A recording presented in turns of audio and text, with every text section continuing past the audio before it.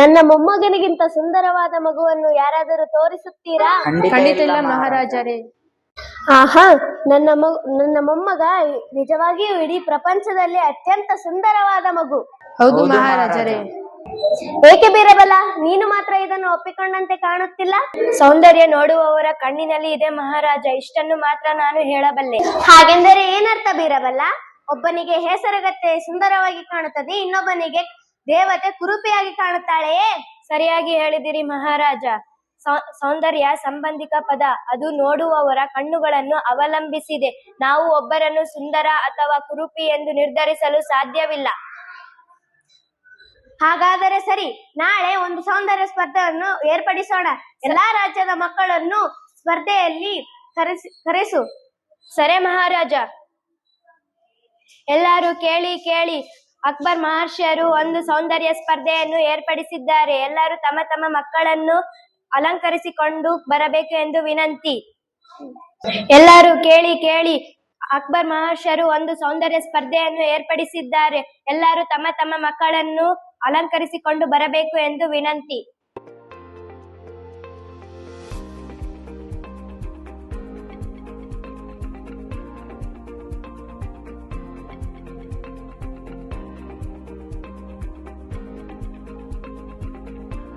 ಇಲ್ಲಿರುವ ಯಾವ ಮಗುವು ನನ್ನ ಕುರ್ರಂಗಿಂತ ಸುಂದರವಾಗಿಲ್ಲ.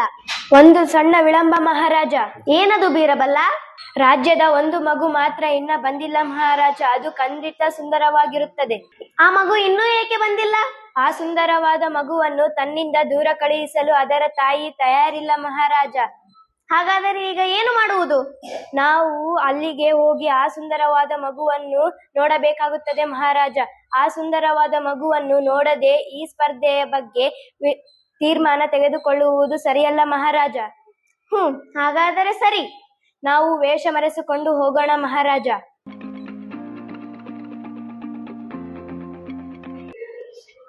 ನಾನು ಹೇಳಿದ ಮಗು ಇಲ್ಲಿದೆ ನೋಡಿ.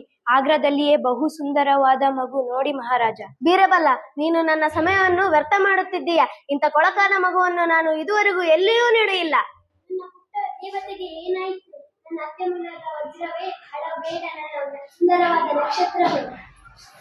ಅಂತ ಕೊಳಕಾದ ಮಗುವನ್ನು ಹೇಗೆ ಸುಂದರವೆಂದು ಹೇಳುತ್ತಾಳೆ?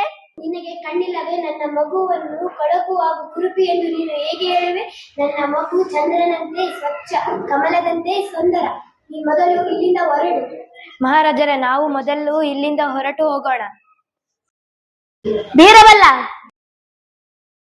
ಹೇಳಿ ಮಹಾರಾಜರೇ. ನಿಜವಾಗಿಯೂ ಸೌಂದರ್ಯ ನೋಡುವವರ ಕಣ್ಣಿನಲ್ಲಿದೆ ಎಂದು ನೀನು ನನಗೆ ಅರ್ಥ ಮಾಡಿಸಿದೆ. ನನ್ನ ಕಣ್ಣುಗಳನ್ನು ತೆರೆಸಿದೆ ಬೀರಬಲ್ಲ, ಅದಕ್ಕಾಗಿ ಧನ್ಯವಾದಗಳು. ಇದು ನನ್ನ ಕರ್ತವ್ಯ ಮಹಾರಾಜರೇ. ಈ ನಾಟಕದಿಂದ ತಿಳಿಸುವುದೇನೆಂದರೆ, ಸೌಂದರ್ಯ ನೋಡುವವರನ್ನು ಮತ್ತು ಭಾವನೆಯನ್ನು ಅವಲಂಬಿಸಿದೆ ಎಂದು ತಿಳಿಸುತ್ತಿದ್ದೇವೆ. ಧನ್ಯವಾದಗಳು.